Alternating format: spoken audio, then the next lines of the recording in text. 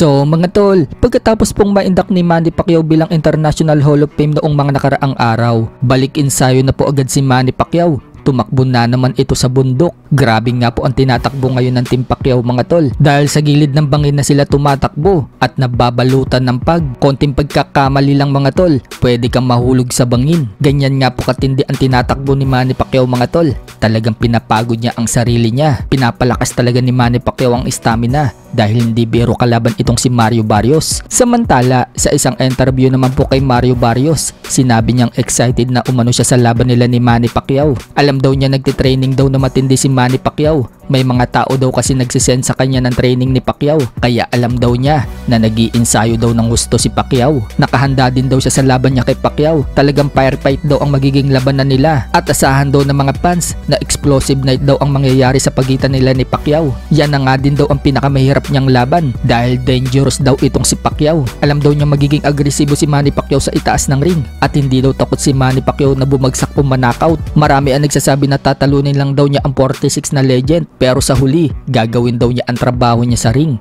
at kamay pa din daw niya ang itataas pagkatapos ng laban at mauuwi pa rin niya ang WBC belt sa San Antonio.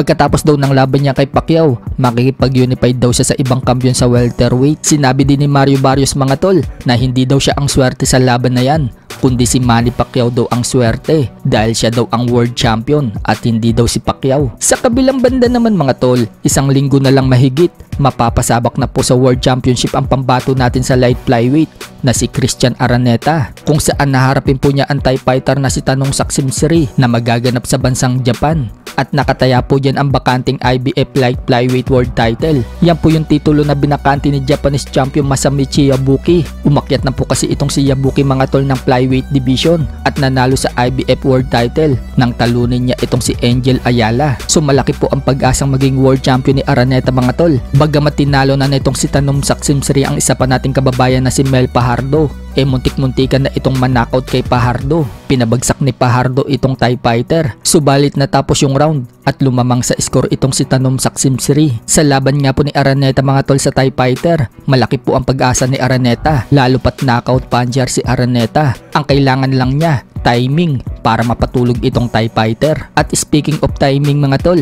yan ngayon ang ginagawa nila sa training. Makikita mga tol yung timing, speed at accuracy na pinapagawa ng coach niya na si Doc J. Sinabi nga ng team ni Araneta, baliwala umano ang lakas mo kung hindi daw tatama sa kalaban. Bukod dyan mga tol, matindi din po ngayon ang sparring partner ni Araneta dahil si top 9 pound for pound Kinziro Tiraji ang ka-sparring nito. Bagamat picture lang po ang inilabas nila, makikita mga tol na pinatikim ni Araneta ng signature punch niya itong si Tiraji. Yan po yung uppercut ni Araneta.